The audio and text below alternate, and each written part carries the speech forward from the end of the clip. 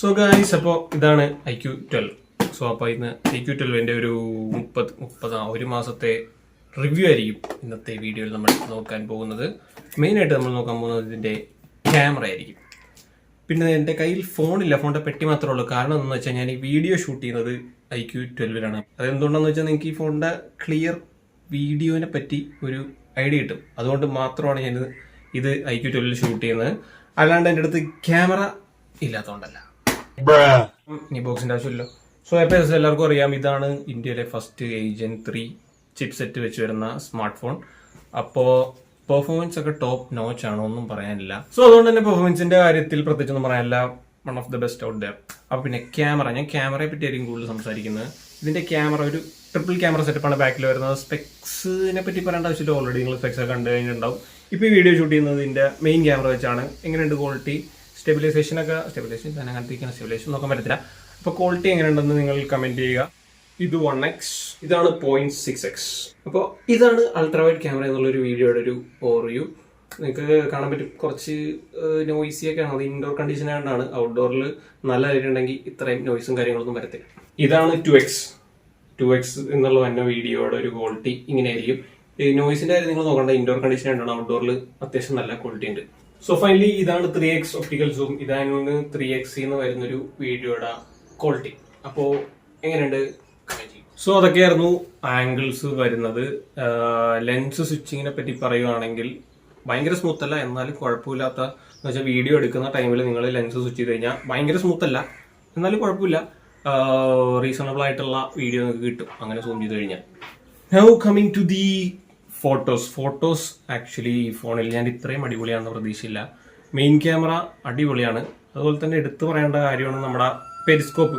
3x optical zoom ഉണ്ട്. അത് നിങ്ങൾക്ക് പോർട്രേറ്റ് ഒക്കെ എടുക്കുമ്പോൾ കറക്റ്റായിട്ട് കാണാൻ പറ്റും. ആ ഒരു എഡ്ജ് ഡിറ്റക്ഷൻ ആണെങ്കിലും ബാക്കിലെ ബൊക്കെ എഫക്റ്റ് ആണെങ്കിലും അടിപൊളിയായിട്ട് തന്നെ അവർ ഇംപ്ലിമെന്റ് ചെയ്തിട്ടുണ്ട്. അതുപോലെ തന്നെ വൈഡ് ആംഗിൾ അൾട്രാ വൈഡിലോട്ട് വരുവാണെങ്കിൽ നമ്മുടെ മെയിൻ ക്യാമറയുടെ അത്രയൊന്നും കളർ റീപ്രൊഡക്ഷൻ ഇല്ലെങ്കിലും നിങ്ങൾക്ക് നല്ല രീതിയിലുള്ള ഫോട്ടോ കിട്ടും.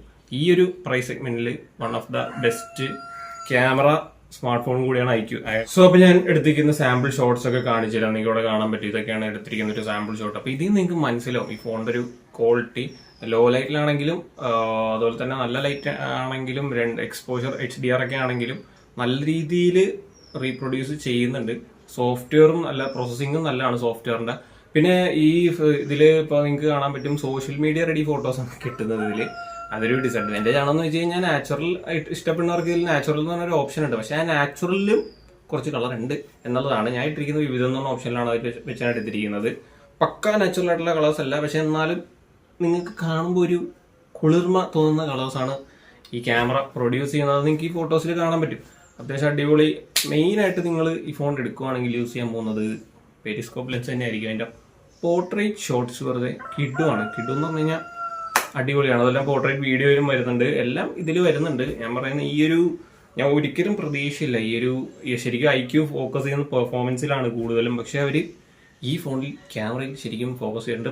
ഫോക്കസ് പോയി ഒരു സിൽവർ കളർ ഇങ്ങനെ കാണുന്നുണ്ട സംഭവം അടിപൊളിയാട്ടാ.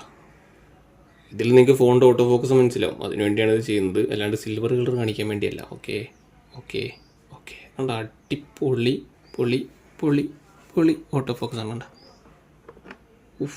കണ്ട, സൂപ്പർ, ഒന്നും പറയാനില്ല. Attention to detail. ഓക്കെ, അപ്പോൾ software OneTouchOS 14, Android 14 on board. അടിപൊളി സോഫ്റ്റ്വെയർ ആണെന്ന് ഞാൻ പറയുന്നില്ല, പക്ഷെ അടിപൊളി ആയിക്കൊണ്ടിരിക്കുന്ന സോഫ്റ്റ്വെയർ ആണെന്ന് ഞാൻ പറയും. ബിക്കോസ് അവർ ഹോട്ട് ഗെയിംസ്, ഹോട്ട് ആപ്സ്, അല്ലറ ചില്ലറ കച്ചറൊക്കെ എടുത്ത് കളഞ്ഞിട്ടുണ്ട്. നല്ല ഭയങ്കര ക്ലീൻ അല്ല, നമ്മുടെ നത്തിങ് വോയിസോ ഓക്സിജൻ വോയിസ് ഒക്കെ വെച്ച് നോക്കിക്കഴിഞ്ഞാൽ അടുത്ത് നിൽക്കും എന്ന് പറയാം. അപ്പോൾ ഇതാണ് നമ്മുടെ ഫോണിന്റെ ഒപ്പം ബോക്സിൽ വരുന്ന ചാർജർ. സെപ്പറേറ്റ് മേടിക്കേണ്ട ആവശ്യമില്ല, ബോക്സ് തന്നെ വരുന്നുണ്ട്. വലിയൊരു കാര്യമാണ്. ഇത് കാണാൻ പറ്റും 120 വാട്ടിന് നല്ല പ്ലപ്പൻ ചാർജറാണ്. ഇത് PD ചാർജറാണ്, വിച്ച് മീൻസ് ഇത് വെച്ച് നിങ്ങൾക്ക് ലാപ്ടോപ്പ് ചാർജ് ചെയ്യാം.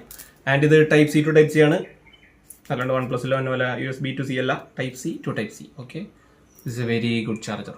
അരമണിക്കൂർ പോലും എടുക്കത്തില്ല 0 to 100 ചാർജ് ചെയ്യാനായിട്ട്. Super. Okay, so now let's talk about the battery backup. എന്ന് വെച്ചാൽ ബാറ്ററി ബാക്കപ്പിനെ പറ്റി സംസാരിക്കാം. ബാറ്ററി ബാക്കപ്പിനെ പറ്റി പറയുകയാണെങ്കിൽ ഇതിന്റെ സ്ക്രീൻ ഓൺ ടൈം ഞാൻ പ്രാവശ്യം നോക്കിയിട്ടുള്ളൂ കറക്റ്റായിട്ട്. എനിക്ക് 7.5 hours കിട്ടി. ഫസ്റ്റ് ടൈം 100 ചാർജ് ചെയ്തത്. അപ്പോൾ ഞാൻ 100 വരെ ചാർജ് ചെയ്യാറില്ല. ആക്ച്വലി ഞാൻ 90 വരെയൊക്കെ ചാർജ് ചെയ്യാറുള്ളൂ. അത് കഴിഞ്ഞ് എടുക്കും. എപ്പോഴും 100 ചാർജ് ചെയ്ത് കഴിഞ്ഞാൽ ഞാൻ അതിനെപ്പറ്റി ഒരു വീഡിയോ ചെയ്തിട്ടുണ്ട്, നിങ്ങൾക്ക് പോയാൽ കാണാൻ പറ്റും.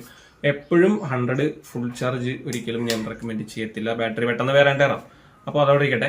അപ്പോൾ ഞാൻ പറഞ്ഞത് ഇത് ഇതിൻ്റെ സ്ക്രീൻ ഓൺ ടൈം ഏകദേശം 7.5. നിങ്ങളൊരു കാഷ്വൽ യൂസറൊക്കെ ആണെങ്കിൽ 1.5 ദിവസമൊക്കെ സിമ്പിളായിട്ട് നിങ്ങൾക്ക് പോകാൻ പറ്റും. പക്ഷെ എന്തിനു മേടിക്കണം? ഈ സാധനം ഉള്ളപ്പോൾ ഞാൻ പറഞ്ഞ പോലെ നിങ്ങൾക്ക് പട്ടേന്ന് ജ്യൂസപ്പ് ചെയ്യാം ഫോൺ. ഓക്കെ, എന്ന് വെച്ചാൽ എപ്പോഴും കുത്തിയിട്ട് കഴിഞ്ഞാൽ ബാറ്ററി വേറേണ്ടേറെ വരും. അപ്പോൾ ഞാൻ പറഞ്ഞ പോലെ പെട്ടെന്ന് ചാർജ് കയറും, അതുപോലെ തന്നെ പെട്ടെന്ന് ചാർജ് ഇറങ്ങത്തില്ല. അതൊരു വലിയ അഡ്വാൻറ്റേജ് ആണ്. ഒരു മോഡറേറ്റ് യൂസർ ഒക്കെ ആണെങ്കിൽ 1.5 ദിവസമൊക്കെ സിമ്പിളായിട്ട് നിങ്ങൾക്ക് ഈ ഫോൺ യൂസ് ചെയ്യാൻ പറ്റും. സോഫ്റ്റ്വെയർ അടിപൊളിയായിട്ട് ഒപ്റ്റിമൈസ് ചെയ്തിട്ടുണ്ട്. ആൻഡ് ഡിസ്പ്ലേനെ പറ്റി പറയുകയാണെങ്കിൽ എടുത്തു പറയേണ്ട കേസാണ്. ഫ്ലാറ്റ് ഡിസ്പ്ലേ ആണ് വരുന്നത്, കർവ് ഡിസ്പ്ലേ അല്ല. So flat and curve personal preference ആണ്. അടിപൊളി ഡിസ്പ്ലേ ആണ് വരുന്നത്. ഫുൾ HD+ റെസൊല്യൂഷൻ ആണ് വരുന്നത്. 144 ഹെർട്സിന്റെ ഫുൾ അമോലെഡ് ഡിസ്പ്ലേ ആണ് വരുന്നത്. പക്ഷേ 144 നിങ്ങൾക്ക് ഡെയിലി യൂസിൽ കിട്ടത്തില്ല, ഗെയിമിംഗിൽ മാത്രമേ കിട്ടത്തുള്ളൂ. അല്ലെങ്കിൽ 120 ഹെർട്സ് ആണ് വരുന്നത്. ഇതിൽ സ്മാർട്ട് സ്വിച്ച് എന്ന ഓപ്ഷൻ ഉണ്ട്, അതിട്ട് യൂസ് ചെയ്യുന്നതായിരിക്കും നല്ലത്. LTP ഡിസ്പ്ലേ ഉണ്ട് തന്നെ 1 to 120 ഹെർട്സ് വരെ റിഫ്രഷ് റേറ്റ് മാറിക്കൊണ്ടിരിക്കും. നമ്മളെ 144 ഹെർട്സ് നിങ്ങൾക്ക് സാധാരണ യൂസിൽ കിട്ടത്തില്ല, ഗെയിമിൽ മാത്രമേ അത് കിട്ടത്തുള്ളൂ. Overall display and media experience is super amazing and sound quality is also very nice. പിന്നെ സൗണ്ടിനെ പറ്റി പറയുകയാണെങ്കിൽ ചില പാട്ടൊക്കെ ഭയങ്കര ഒച്ചത്തിൽ വയ്ക്കുമ്പോൾ ഡിസ്റ്റോർട്ട് ആവുന്നുണ്ട്. അത് നിങ്ങൾ അങ്ങനെ ശ്രദ്ധിച്ച് നോക്കിയാൽ മാത്രമേ അത് കേൾക്കത്തുള്ളൂ, അല്ലെങ്കിൽ അത് കേൾക്കത്തില്ല. പക്ഷേ ചെറിയൊരു ഡിസ്റ്റോഷൻ ഉണ്ട്, എല്ലാ പാട്ടിലും ഇല്ല. ചില പാട്ടിലൊക്കെ സൗണ്ട് കൂട്ടി വെച്ച് കേട്ട് കഴിഞ്ഞാൽ ചെറുതായിട്ട് സ്പീക്കർ ഡിസ്റ്റോർട്ട് ആവും.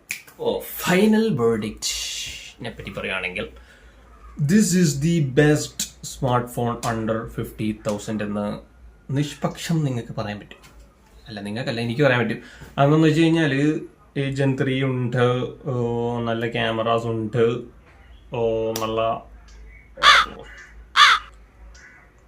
എല്ലാം ഉണ്ട് ഈ ഫോണിൽ ആ പൈസയ്ക്ക്. അപ്പം 50,000 താഴെ എല്ലാം ഉണ്ട് ഈ ഫോണിൽ. നിങ്ങൾക്ക് അറിയാം, സ്പെക്സ് ഒക്കെ ടോപ്പ് നോച്ച് സ്പെക്സ് ആണ്. 3 years ഓഫ് സോഫ്റ്റ്വെയർ അപ്ഡേറ്റ് കിട്ടും, 4 years ഓഫ് സെക്യൂരിറ്റി അപ്ഡേറ്റ്സ് കിട്ടും. So this will go to Android 17. 3 വർഷമൊക്കെ ഉപയോഗിക്കുകയാണെങ്കിൽ ആൻഡ്രോയിഡ് 17 വരെ നിങ്ങൾക്ക് കിട്ടും, വിച്ച് ഇസ് നൈസ്. ഒരു പൈസയ്ക്ക് നൈസാണ്. ആൻഡ് ഇതിന്റെ കോമ്പറ്റീഷൻ ആയിട്ട് വരാൻ പോകുന്നത് OnePlus 12, വിച്ച് വിൽ ബി 60,000 രൂപ കൂടുതലായിരിക്കും. സോ അത് ആയിരിക്കും ഒരു കോമ്പറ്റീഷൻ വരുന്നത്. പിന്നെ അതായിരിക്കും കോമ്പറ്റീഷൻ, മെയിൻ കോമ്പറ്റീഷൻ അതായിരിക്കും, OnePlus 12 ആയിരിക്കും. സോ അപ്പോൾ അതൊക്കെയാണ് എനിക്ക് ഈ ഫോണിനെ പറ്റി പറയാനുള്ളത്. നിങ്ങൾക്ക് എന്തെങ്കിലും ഡൗട്ട്സ് ഒക്കെ ഉണ്ടെങ്കിൽ കമന്റ് സെക്ഷനിൽ ചോദിക്കുക. ഇവിടെ ഒരു വീഡിയോ കണ്ടു കഴിഞ്ഞാൽ മാത്രമേ അത് കാണാൻ പറ്റത്തുള്ളൂ. അപ്പോൾ അത് കമന്റ് സെക്ഷനിൽ എന്തെങ്കിലും ഡൗട്ട് ഉണ്ടെങ്കിൽ ചോദിക്കുക. സോ അപ്പോൾ പുതിയൊരു വീഡിയോ ആയിട്ട് കാണുന്നവരെ ബൈ ആൻഡ് സബ്സ്ക്രൈബ്.